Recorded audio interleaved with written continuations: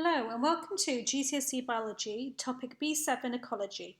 This tutorial will cover trophic levels and food production. Starting with trophic levels. Well, these are from a food chain and split into the different sections of a food chain.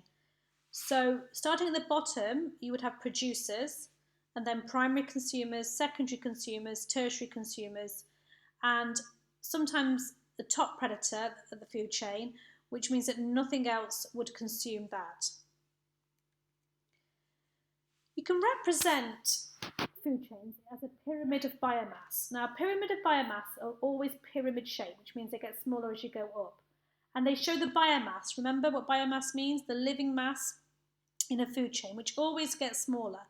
And that's because only 10% of the energy is passed along the food chain. The pyramid of biomass doesn't tell you how many organisms, but it's about the energy. Now, why is only 10% transferred? Well, the rest is actually lost. It's lost in the organism that is being consumed when it was moving or respiring or producing waste or carrying out metabolism. So a lot of this energy isn't transferred into whatever consumes it. Also, when animals feed, they don't eat every single part of an organism as well. And they don't take all the energy from it, they also make waste. The bars on a pyramid represent the biomass at each trophic level. As I mentioned before, producers would always be at the bottom, and the next bar up would be the primary consumers, then the secondary consumers, and so on. If in the exam you're given numbers, you can actually, in terms of mass, you can actually use these and draw them to scale. Pause the tutorial and answer these questions now. So what are trophic levels? These are levels at each stage in a food chain shown in the pyramid of biomass, starting with the producer at the bottom. Why are they always pyramid shaped, pyramid of biomasses? Well, the reason they're pyramid shaped is because as you go up along the food chain, less and less energy or less and less biomass is transferred, so just 10% each time from the organism. The reason only 10% is transferred is the rest is lost in metabolism, respiration, movement, waste, and parts of the organism that were not eaten. What do we mean by food security? Well, this is to making sure that all the countries in the world have enough food to feed their populations. However, this is a concern around the world, and as you can see from the graph, there's a lot of countries that are undernourished.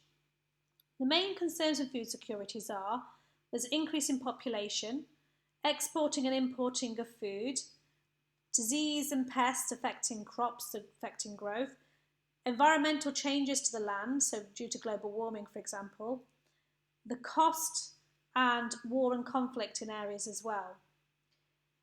It's important that we secure food security so that everyone has enough food, and there's a number of methods that governments have tried to introduce, and that's called sustainable methods. One is a fishing quota, so that's a quota to stop people fishing too much. For example, cod is endangered at the moment, so there's a limit on how much can be fished from the Atlantic. Increased net sizes, so when you're fishing, larger nets to avoid catching the bigger organisms, and that means the smaller organisms would be able to not be caught as well. And intensive farming. Intensive farming is when animals are farmed on a large scale where they're not given much space to move to reduce how much heat is lost, and kept in very crowded conditions. This is very unethical and seen as cruel because it gives the animals no quality of life when they're being farmed.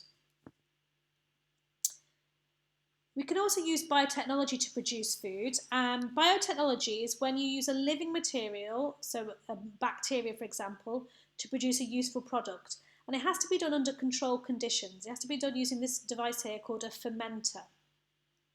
And that allows the microbes to be produced in a sterile environment. The fermenter is made of stainless steel to maintain the temperature so it doesn't get too hot, which means it can be in hot countries.